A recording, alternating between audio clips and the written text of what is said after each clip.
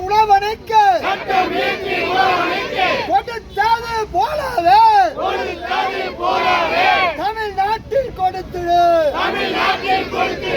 தமிழ்நாட்டில் கொடுத்திடு அமைச்சர் சாமிநாதன் அமைச்சர் கையல்வெளி அழைத்து பேசினீர்களே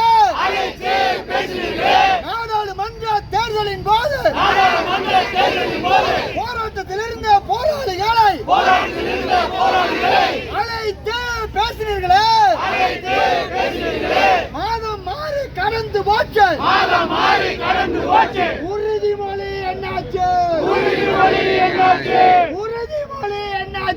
13 லட்சம்